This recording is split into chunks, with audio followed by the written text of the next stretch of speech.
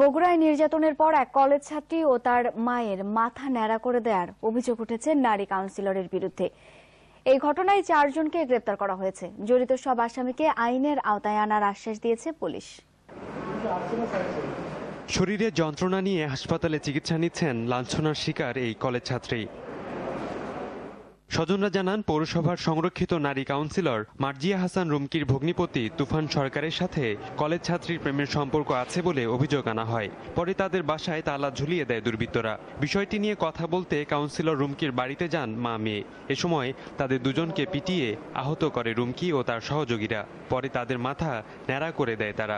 আমাকে মুন্না প্রথমে মারছে, তারপর রুমকি মামির মা এসে চুল কাটলো, আমার মায়েরও চুল কাটলো। রুমকি কমিশনার চুল কাটছে, তার মা কমিশনারের মা চুল কাটছে, আর একটা ছেলে মুন্না চুল কাটছে। চিকিৎসকরা বলছেন, কলেজ ছাত্রীর শরীরে ভারী ধাতব দিয়ে আঘাতের চিহ্ন আছে।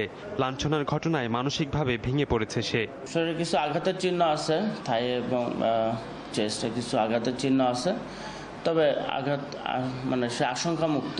এই ঘটনায় নারী ও শিশু নির্যাতন দমন আইনে কাউন্সিলর সহ 9 জনকে আসামি করে মামলা হয়েছে। পরে বিভিন্ন স্থানে অভিযান চালিয়ে তুফান সরকার, দীপু, আতিক, রূপমকে গ্রেপ্তার করে পুলিশ। যৌন পীড়ন চালায় এবং সবশেষে তাদের চুল কেটে দেয়।